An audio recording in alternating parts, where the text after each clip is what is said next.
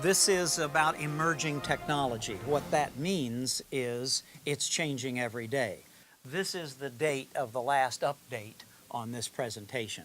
So almost every day there is some new development or some change in the plan.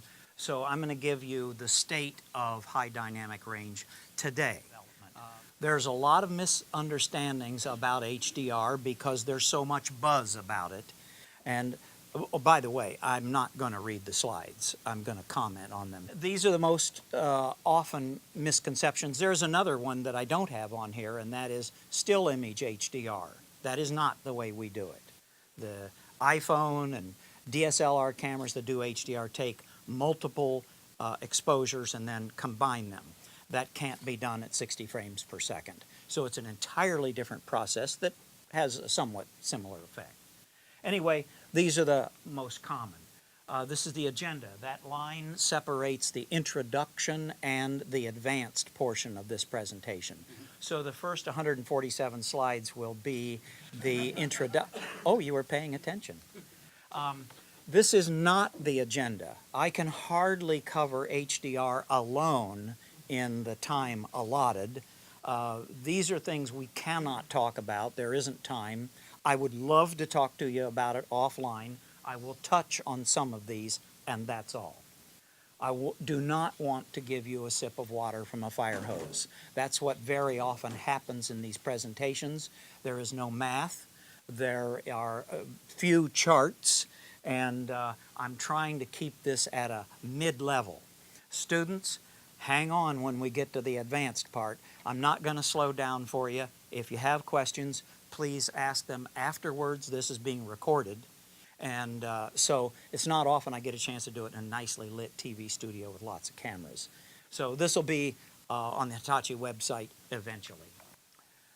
Okay, so what is high dynamic range and what are we trying to do? What has been the goal of television since 1932? It has been to make the pictures more realistic, more lifelike, more like you see with your eye in real life. That's what HDR is about. We're taking it to the next level. And I'll explain why we're able to do that now, but that's what it's about. The human eye without adaptation, okay, is good for about 14, 15 f-stops. That's about 10,000 to 1 dynamic range. That's what we can do with high dynamic range. That's the object. We'll never match what the eye can do with adaptation. That's approximately sunlight to starlight, about 1,000,000 to 1.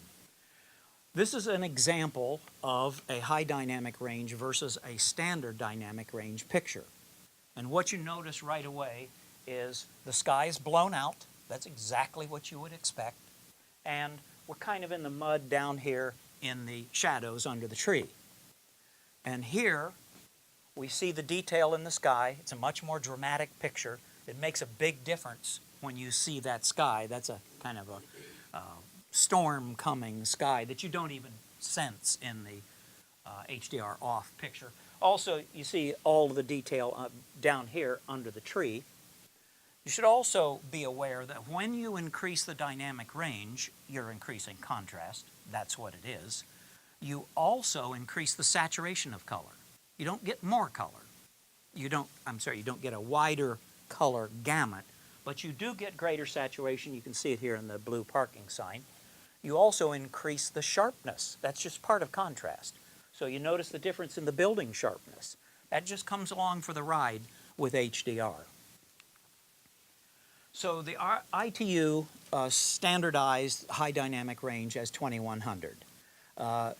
If anyone has ever read a standards document, and I know a number of you have in here, it's like a sharp stick in the eye. It's not light reading. I usually read it 3 times over, like, what? This was actually the preface of the 2100 standard, and it is so well written, so logical, and explains what we're trying to do so well, I've copied and put it here.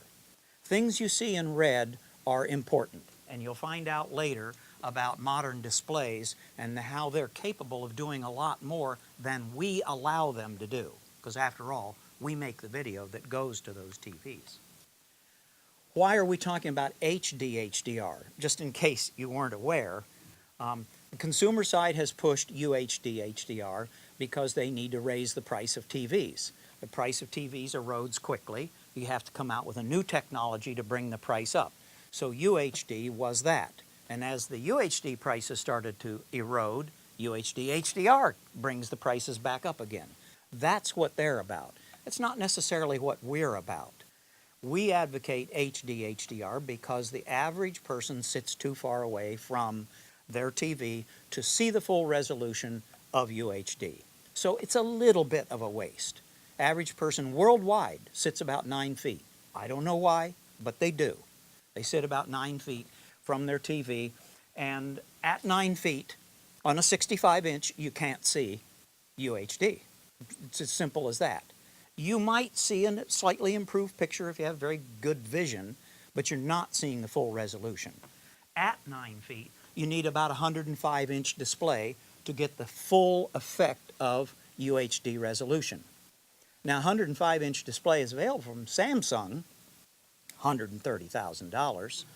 So it might be cheaper to sit closer, but we don't, never have, and I don't think we ever will. I think the displays will get bigger and bigger and less expensive. I don't know why we all sit on average that distance, but that is the problem with UHD. Now, if you shoot HD HDR and you send it to the home, it upconverts. So you're pretty much back where you were, and you don't have all of these bandwidth problems, workflow problems, storage problems that oh, did I mention cost? That UHD has. Okay, so all of those problems that have slowed the adoption of UHD go away when you do HD HDR. And also it can be delivered today by cable, satellite, over the top, not by ATSC 1.0, but by 3.0, which is coming quicker than many people believe. And so broadcasters will be able to deliver it soon. These are ways you can improve the picture performance. Resolution is one. It is the one that the consumer side has focused on, and it is one that the professional side has also come along with UHD. But it's only one way to improve the picture. We're suggesting high dynamic range is a much more effective way, less expensive than going with resolution. We put HDR in our cameras 2 years ago and didn't change the price. That's a good deal, as opposed to going with a 4K camera, which is significantly more expensive than an HD camera. These are some quotes by industry pundits and people that, you know, have a lot of respect in the industry. I talked to Paul Turner about this. I think it says it well. HDR is the biggest bang for the buck. That's what it's about. And HD HDR is a better value than just UHD alone.